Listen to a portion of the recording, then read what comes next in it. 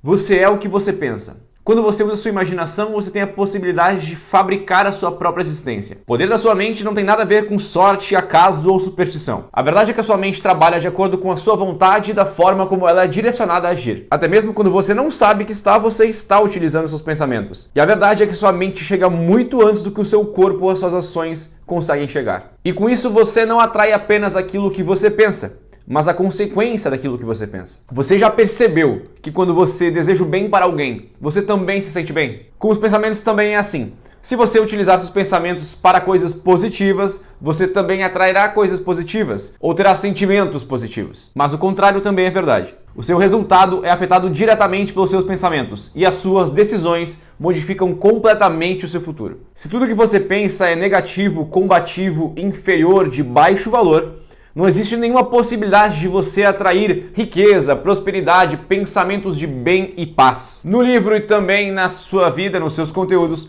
o Pablo fala muito sobre assumir o governo da sua vida. E isso nada mais é do que diminuir ou retirar totalmente as atividades automáticas que a gente faz na nossa vida. Se você se encontrar diante de um desafio, encare ele com uma atitude positiva, com um pensamento no resultado e não no problema. Uma das atitudes mais conhecidas do Pablo e que no livro ele acredita ao PhD de Harvard, Daniel Goleman, é diante de um desafio, parar, esfregar as mãos e dizer, eu amo um desafio. A primeira vez que eu ouvi o Pablo falar sobre essa frase, ele estava se referindo à corrida. Ele falava que toda vez que ele precisava subir um morro correndo, ele olhava para o morro e dizia, eu cresço na subida, eu amo a subida. Você já parou para pensar se na sua vida você tem focado nos problemas ou nas soluções? Em tudo que não consegue fazer ou em todas as possibilidades e toda a capacidade que você tem de fazer as coisas? Segundo Freud, o pensamento é o ensaio da ação. E tudo começa nele. É o pensamento que é a base do seu sucesso ou da sua derrota. Que aquilo que você pensa, aquilo que você foca, aquilo que no seu mais profundo você deseja, um dia, em algum momento da sua vida, irá se tornar realidade. Que a maior luta do homem é contra as suas próprias emoções. E a maior guerra que existe na humanidade é do homem contra ele mesmo. A todo momento, o leitor é instigado a assumir o controle da sua vida.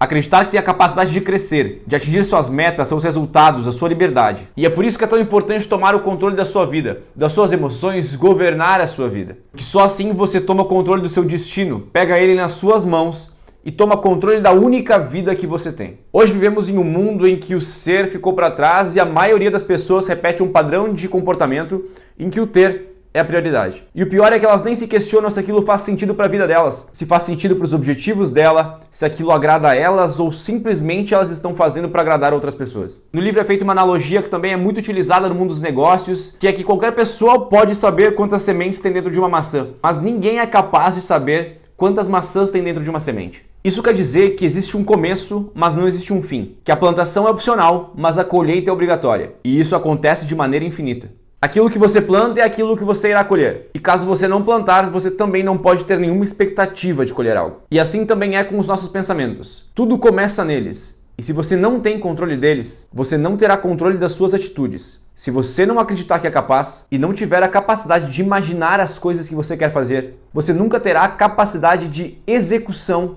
para realizá-las. E essa falta de capacidade imaginativa, essa falta de controle dos seus pensamentos, são medo. Porque é o medo que distancia você de tudo aquilo que você nasceu para fazer e bloqueia uma poderosa onda de prosperidade, de novos caminhos e novas conexões. E muito dessa falta de personalidade, de capacidade de controle, faz com que pensamentos tóxicos tomem conta da sua mente, afetando diretamente como você mesmo se vê, a sua autoimagem.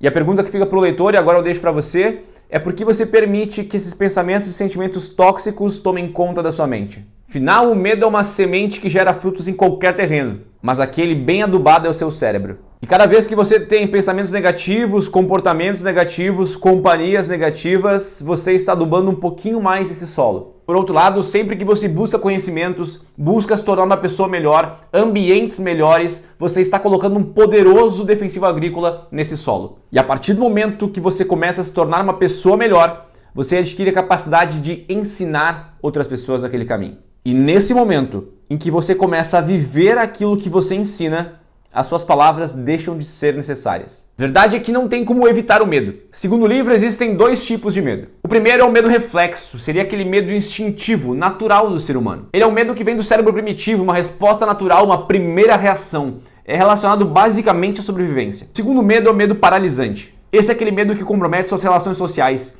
que te trava, te impede de criar novas relações, que te impede de dar um passo à frente, de evoluir no seu trabalho, de evoluir na sua vida. É esse medo que te priva de assumir os novos desafios e nunca te deixa alcançar aquela meta ou realizar aquele plano que você tem. O primeiro medo não tem solução porque é intrínseco do ser humano como animal. A melhor solução para o segundo medo é o enfrentamento. Quando você se dispõe a enfrentar algo que você tem medo, você começa a ganhar autoridade e domínio sobre aquela situação. E é nesse trecho do livro que o Pablo deixa uma das frases que mais me marcaram até hoje. É o medo que tem que ter medo da gente. Se você não estiver disposto a enfrentar aquilo que te limita, aquilo que te torna fraco e aquilo que te causa medo, essas coisas tomarão cada vez mais conta da sua vida e tirarão a sua liberdade. Uma das coisas que mais trouxe liberdade e clareza para minha vida foi eliminar completamente o consumo de televisão aberta, jornais, notícias, qualquer coisa que baixasse a frequência e não estivesse alinhado com o meu propósito. E é exatamente isso que o Pablo defende no livro. Elimine os ruídos da sua vida. Notícias, discussão, fofoca, tudo aquilo te torna escravo, manipula seus sentimentos,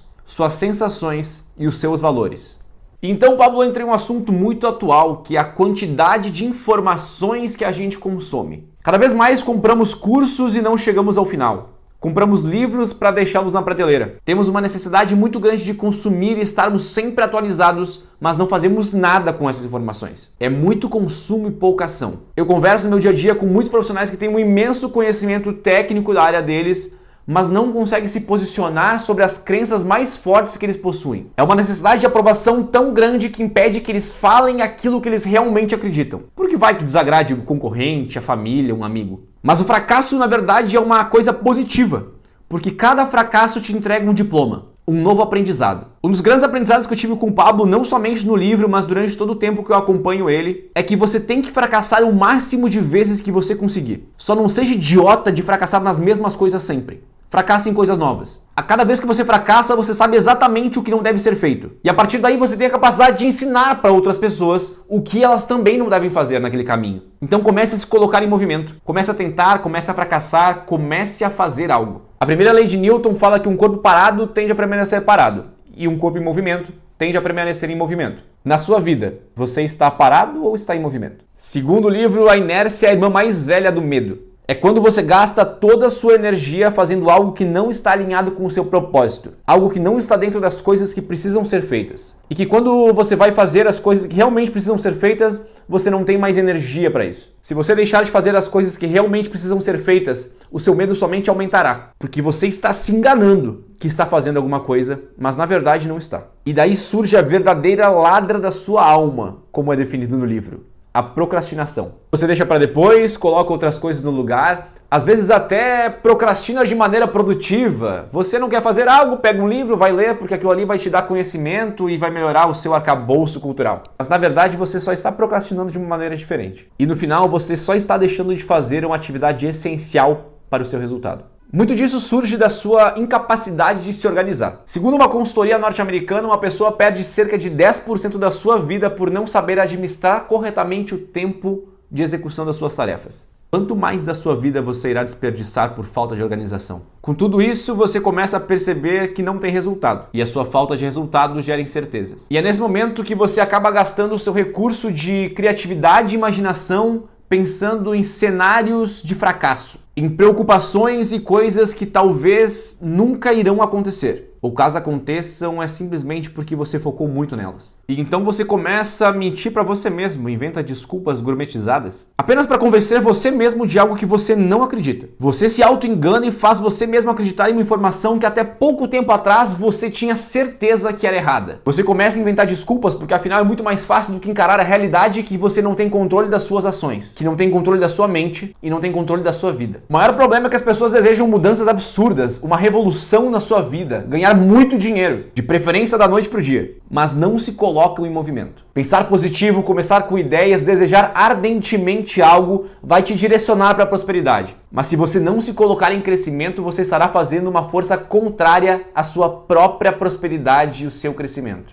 Você será o seu próprio inimigo. Comece e entenda como as coisas estão acontecendo durante o caminho. Se for necessário, pare e corrija o percurso. Ou seja livre para voltar atrás se você perceber que a decisão não é correta. Você não precisa insistir em algo que não dá resultado simplesmente porque você começou. Sinta-se livre para errar e começar novamente. Como eu já falei anteriormente, o pensamento é uma semente que, se plantada em terra fértil, dará frutos. Se você plantar pensamentos positivos, terá consequências positivas. Se você plantar pensamentos negativos, terá consequências negativas. Se você plantar o medo, você pode adubá-lo ou utilizar um agrotóxico. Você aduba ele com pensamentos negativos que potencializam o seu crescimento. Já o agrotóxico são suas ações positivas de enfrentamento. Quando você enfrenta um medo ou um pensamento negativo ou uma atitude negativa, você tem uma reaprendizagem, ou a famosa ressignificação. Quando você ressignifica algo, você simplesmente está dando um melhor caminho e uma resposta mais inteligente do que aquela que você tinha anteriormente. Você escolhe o que você semeia e coloca na sua terra. O seu cérebro e o seu corpo são a sua terra. Cabe a você decidir como cuidá-los. Apenas não plante aquilo que você não quer colher.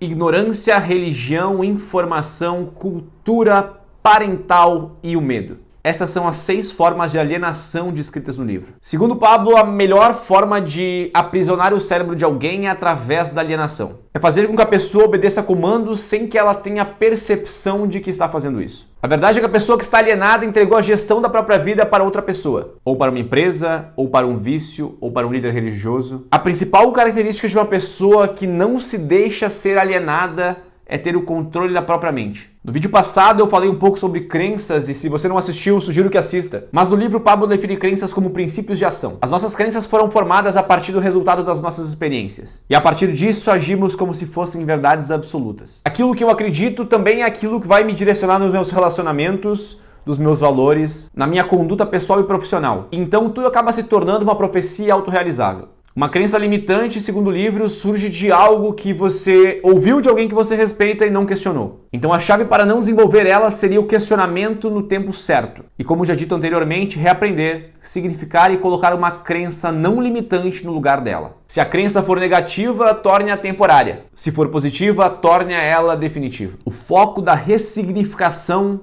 é a ação. Toda ação resultará em aprendizado. Para ressignificar e gerar essa mudança, o livro fala no ciclo de mudanças, composto por 5 passos. O primeiro é a insatisfação com a situação atual. Você não se reconhece mais no lugar onde está, nos ambientes que frequenta, nas pessoas que convive, nos relacionamentos que possui. O segundo passo é a dúvida sobre a existência da crença. Você não consegue exatamente definir se aquilo é algo da sua cabeça, se tem a ver com você, se tem a ver com o outro, se é medo, se é só insatisfação. Às vezes você não sabe nem de onde aquilo surgiu, mas você sabe que aquela crença está errada e está atrapalhando a sua vida. Você identifica o que precisa ser mudado. O terceiro passo é o desenvolvimento de uma nova crença. Uma crença que irá tomar o lugar daquela identificada anteriormente. E o quarto passo é o surgimento dessa nova crença. De preferência, uma crença positiva que tomou o lugar da crença negativa. Um novo aprendizado, uma ressignificação da crença anterior. E o último passo é eliminar completamente essa crença da sua vida. Uma crença limitante te impede de prosperar. Mas a partir do momento que você aprende a questionar, você aprende a respeitar mais a sua vida, a sua inteligência e o seu crescimento. Questionar algo ou alguém não é faltar com respeito com essa pessoa ou essa situação, mas é ter respeito por você mesmo. Pensamentos geram emoções e sentimentos. Estes geram ações e estas geram resultados.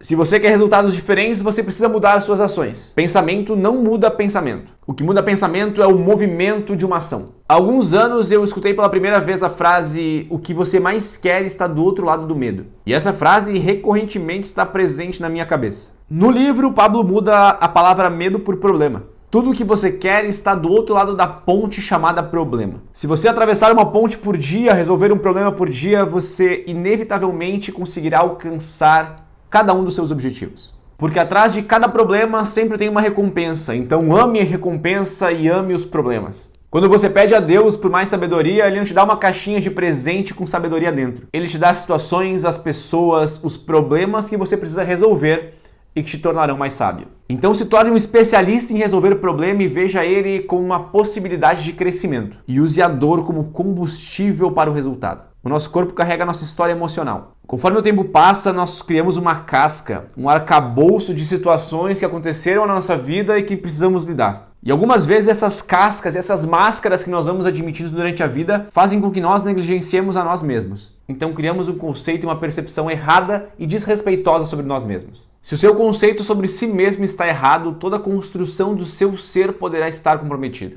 A sua autoimagem é a descrição do seu comportamento através do conhecimento que você tem sobre você mesmo, sobre como você se comporta e como você age perante o mundo. Nossa autoimagem está relacionada com o que nós pensamos ser. Portanto, não nivele a sua vida e as suas histórias com a vida e as histórias da vida do outro. Você deve comparar os seus resultados com os seus resultados de ontem. Você deve ser hoje melhor do que ontem, não melhor do que seu vizinho. Quando estamos diante de uma situação de pressão ou risco, nosso cérebro nos pergunta se queremos lutar ou fugir. Se você fugir, você alimenta o medo. Se você lutar, você enfrenta o medo e cada vez que faz isso, ganha domínio e autoridade sobre o assunto. O enfrentamento sempre gerará uma maturidade sobre a situação. Um dos passos mais importantes no enfrentamento dos nossos medos é ter o conhecimento deles. Afinal, não se pode lutar contra aquilo que não se conhece. Geralmente, o seu medo tem alguma relação com a falta de conhecimento que você tem sobre aquele assunto. Quando você tem controle de quem você é, de onde quer chegar e de qual a sua verdadeira identidade, nada pode te impedir de chegar até o lugar que você quer, de alcançar aquilo que você deseja e, segundo o livro, tudo aquilo que já é seu. Apenas pare de atrapalhar. O medo queima a confiança. Então respire fundo e sinta o seu coração e a sua alma se enchendo de amor, porque o amor elimina todo medo. Sinta e permita que todo medo e a insegurança saiam da sua vida e de dentro de você. Porque o medo te fará buscar lá fora tudo que você tem aí dentro. E lembre que para alcançar o resultado e o estado que você deseja, você deve construí-lo. Construir relacionamentos com o Criador e com as pessoas te farão chegar exatamente aonde você quer. E a construção desses relacionamentos é baseada em conhecimento, sabedoria e domínio. Conhecimento é adquirido com o estudo, sabedoria com a repetição e a prática, e o domínio a partir do momento que você ganha autoridade sobre aquele assunto. Sempre que você constrói o domínio, você assumiu o controle sobre determinado assunto. E esse controle é relacionado intimamente com a autodisciplina. Você precisa conseguir controlar a sua língua e as coisas que você fala, as suas ações e os seus impulsos carnais, e tudo aquilo que você consome, seja para o seu corpo ou para o seu espírito e a sua alma. Há algum tempo eu escutei um podcast com o Joko, um pensamento de que tudo era bom. E o livro também cita esse pensamento. Tudo é bom. Se algo é ruim, aconteceu para que você pudesse aprender com aquela situação. Então, que bom que aconteceu. Tudo acontece para você aumentar a sua robustez e te fazer ir mais longe. Você nunca perde. Você ganha ou você aprende. Todos nós precisamos aprender a gerir o sentimento de frustração e canalizar ele de uma maneira positiva, porque é dessa forma que aprenderemos a amar os problemas, a plantar coisas positivas, a aprender a controlar os ciclos de mudança na nossa vida, a aprender mais sobre nós mesmos e a ressignificar todas as situações ruins que aconteceram na nossa vida. E dessa maneira vencer o medo. Se você gostou, compartilha com a pessoa que você sabe que precisa ouvir essas palavras e até a próxima.